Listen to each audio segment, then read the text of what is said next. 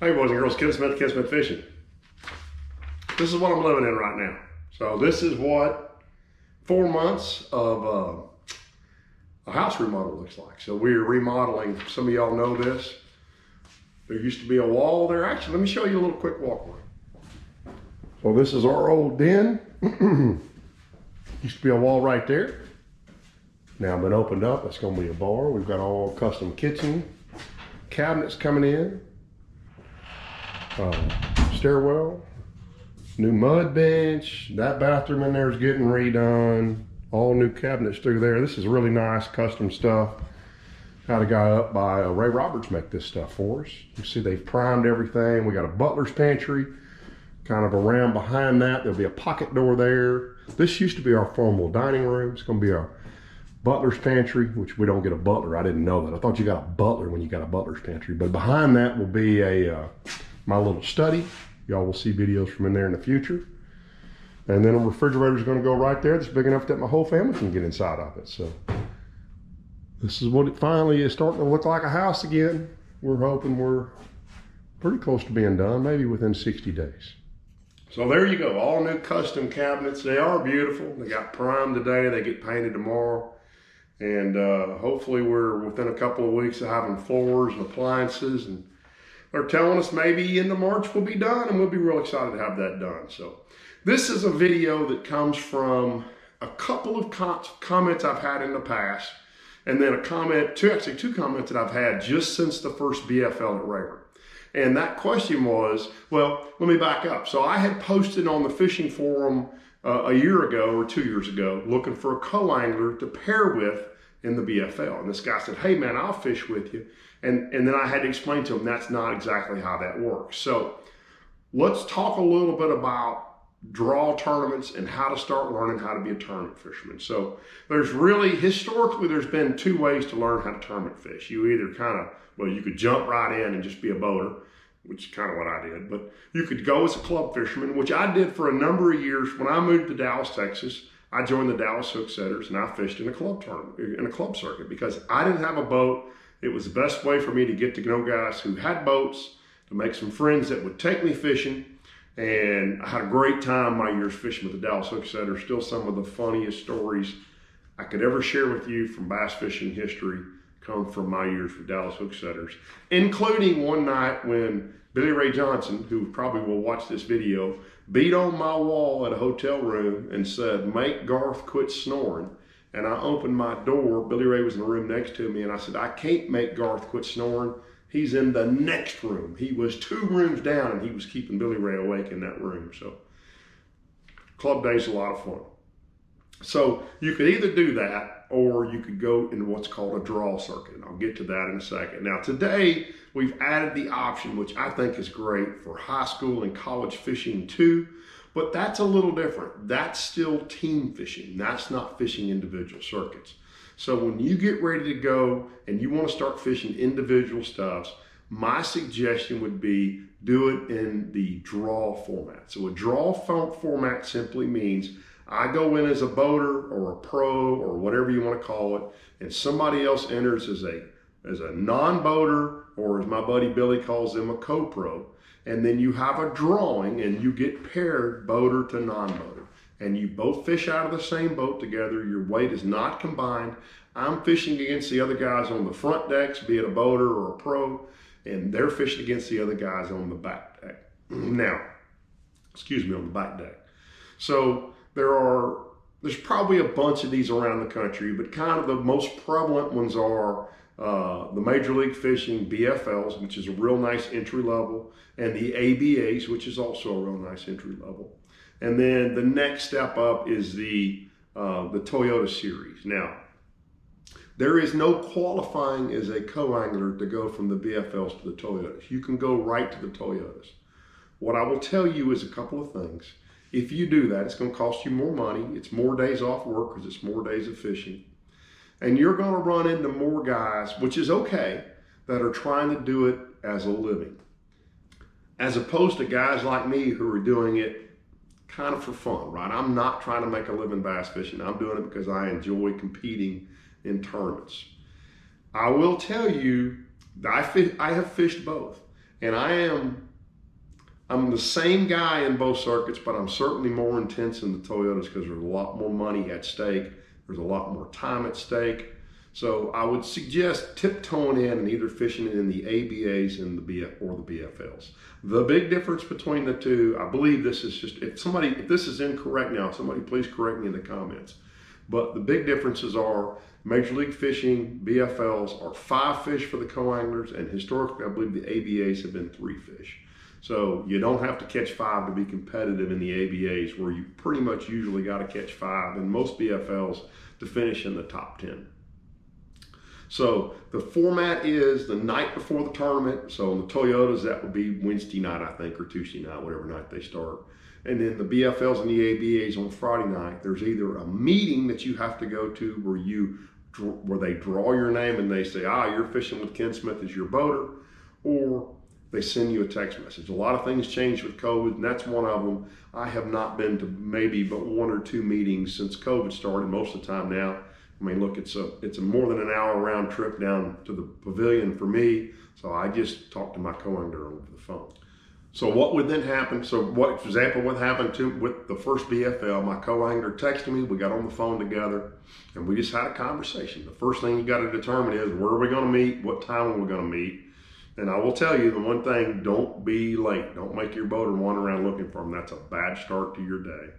But and boaters also don't be late. And what I actually tell my co-anglers usually is, why don't you text me when you're on your way? And that way, make sure I'm up and it makes sure you're up. So, and I think most boaters are 100% okay with you contacting them right off the bat early that morning.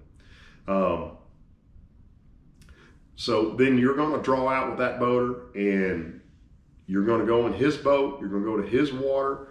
On occasion, a boater might say, do you have anything to go fish? I've only ever done that once, and I regret that I did that. But it was a day when I was just really struggling, and I was fishing with the local, and we went to some of his water and went back to my water later and caught a big fish. I'm glad I went back. So let's talk a little bit about, so bigger entry fee for the boater, smaller entry fee for the co-angler.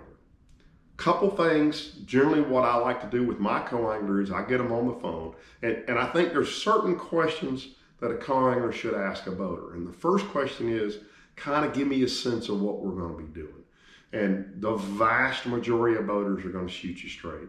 Because I knew I was going to be fishing grass with my co-angler at the first Rayburn this year. And I told him that. I said, look, I would suggest some kind of a rattle bait, a chatterbait, a spinnerbait, a squarebill, and a swank. I don't think there's anything else I'm going to pull, and an A-rig.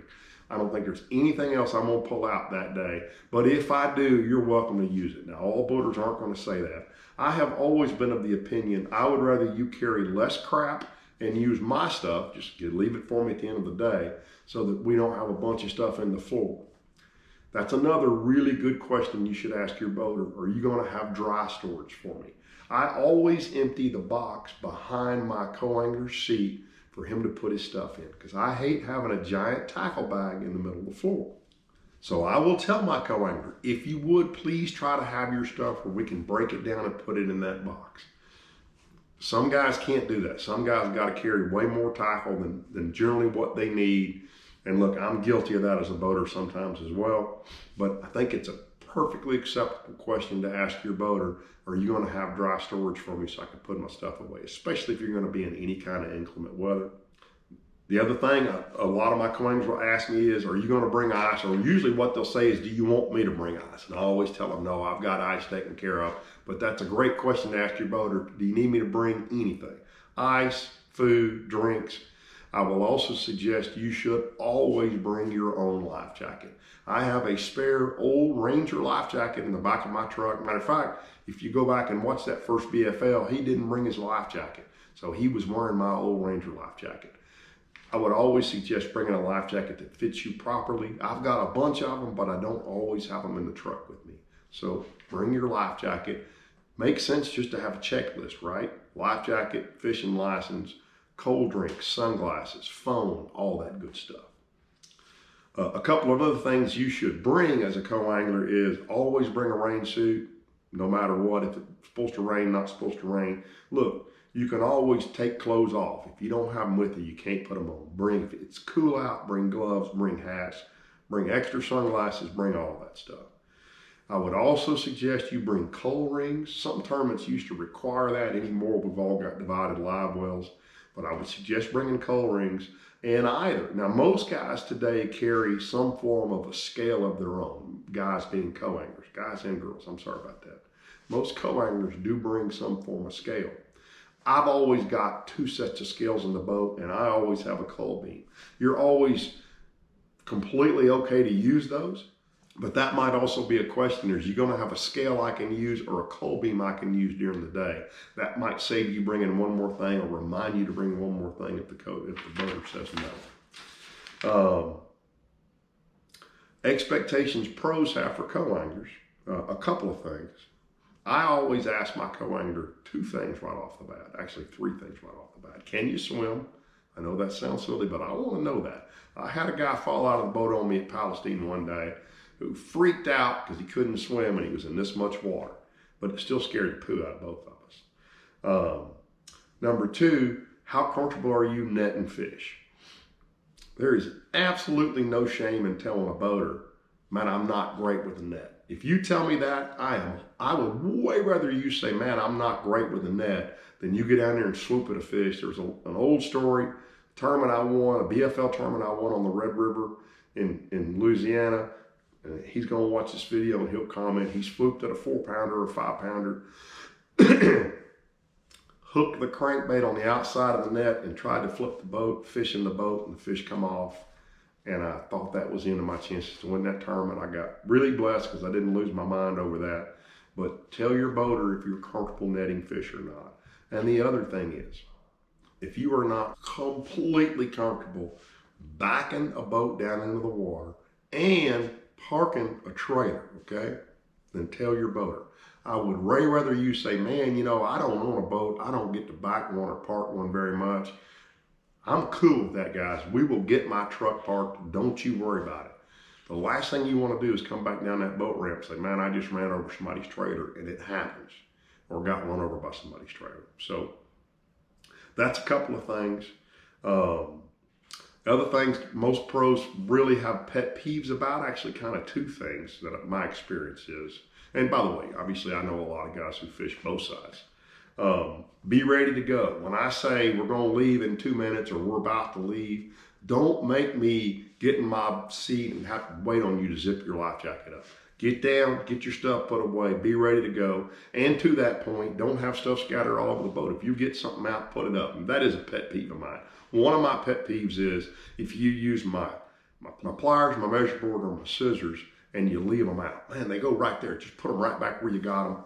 But I've had several conversations with guys when they continue to do that. And I'm like, look, if you're not going to put them up, you're not going to get to use them anymore. It's a pretty simple request, right? So be ready to go when those guys, and the biggest, there's 2 giant pet peeves that I know boaters have. The first one is, and I tell guys this, right? I say, look, if you miss a fish, I'm not going to throw back on that fish unless I ask you, right? You're throwing the top water and fish blows up on it and you reel it in and your bait's mangled up, I may say, can I throw on that fish?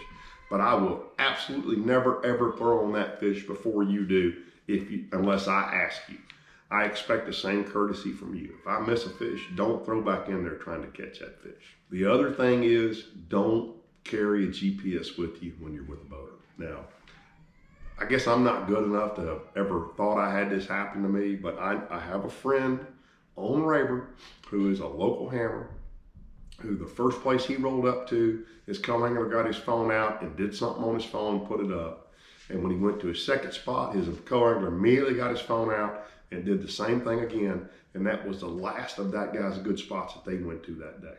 That is the quickest way to make sure you're not going to get to fish the good stuff, is if a guy has any suspicion at all that you're marking his stuff. Look, you're not going out there to learn to fish a guy's spots. You're going out there to learn how a guy is fishing, okay? That's all I'm going to say about that, but you can get a reputation really quick amongst boaters that you'll do that, and there's a lot of guys, and that guy's one of them, who they just didn't catch him that day because he was not carrying him to his good stuff because he didn't want him coming back on it later, fishing it again. So, okay, other expectations of a co-angler. We do expect that you share in the expenses of the day's fishing. Now, it's pretty standard that a co-angler will just give you cash at the beginning of the day, and I'm fine with that. I think what my experience has been, it used to be everybody kind of did 40 bucks as the deal. I think more today, I see 50 bucks as kind of standard. And this is, I'm not going to go down this road here. Look, this ain't hard to figure out, right? Whether you want to help a guy with his practice or not, that's up to you. If you win a tournament out of a guy's boat because he was there every day that week, you might throw that guy an extra few dollars. If a guy didn't practice at all, he just showed up at the tournament, maybe you throw him 40 bucks. I don't know. That's your decision to make. But there is an expectation to help your boater with his expenses. It's about $1 a minute anywhere you're running that day that big motor's running. They get 3 miles to the gallon. Gas is $3 a gallon. It ain't hard to figure out. So you're making lots of big long runs. Guy burned a lot of gas that day. You will never, actually that's not true. I have told a guy, I had a guy offer me quite a bit of money one day and I said, man, we're good. I don't need that much money. But generally speaking, boaters going to accept what you offering. And if you say, is that enough? They're going to say yes. Most of them are not going to go, no, man, you need to give me more. So if you ask that question, you didn't give them enough money. I had a young man get in the boat with me. He was a teenager. I would not have said this to a 40 or 50-year-old man. I would have thought it, but I wouldn't have said it. But it seemed to me to be a learning moment for him. He got, at the end of the day, he said, man, I forgot to get money. I don't have any money to give you for boat gas. And by the way, he cashed a check, this young man did. And I said to him, I said, that's okay. I said, I don't need it, but there are some guys here who would have, and there were a lot of guys here who would expect you to. So let me ask you this. Had we started out away from the boat ramp this morning and I said, man, I forgot to get gas last night. We're just going to have to fish right here around this cove. How would you have felt? And he took it to heart. Matter of fact, that young man tracked me down at the next tournament and tried to give me gas money. And I wouldn't take it because I knew what he did for a living and he couldn't afford it.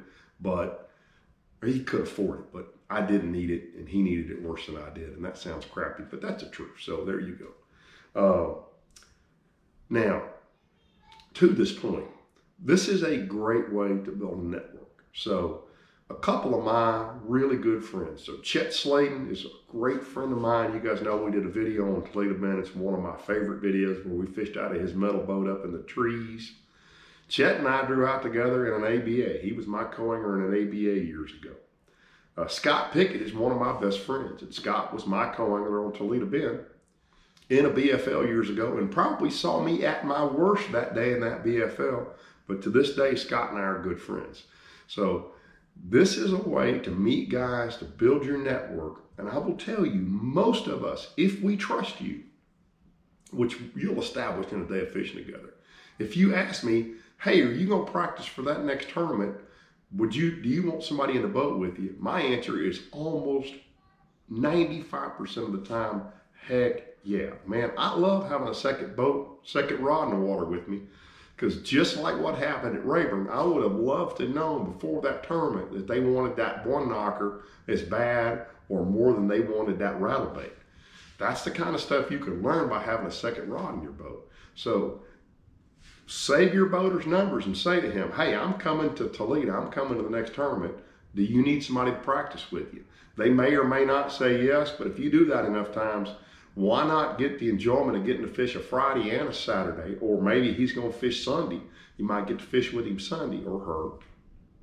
So that's something that I am 100% open to my guys asking me. And some of my best friends are guys that I have met over the years as my co-angler in my boat. So that's my take on it. Let me make sure I got all my thoughts I had there for you guys. I think that's it. So in summary, it's a draw event. That means you're going to draw out with somebody you're fishing with them, but not against them. Most everybody that I've ever experienced in this, a few times you'll draw out with a guy that, the worst scenario for most co-anglers is when you draw out with a guy who's sight fishing, because a lot of times they're going to nose into something and you don't have the most stuff to fish on. By the way, I've heard some co-anglers say that's the case with live scoping, but what I will also tell you is there's an opportunity there. Even if a guy's out in the open water live scoping, there's the ability for you to make casts around him and do other things. And almost all live scope guys have those systems linked. If you'll ask that boater to let you see what he's doing on the dash graph, I can do that real easy on my Garmin's. Lawrence is the same way.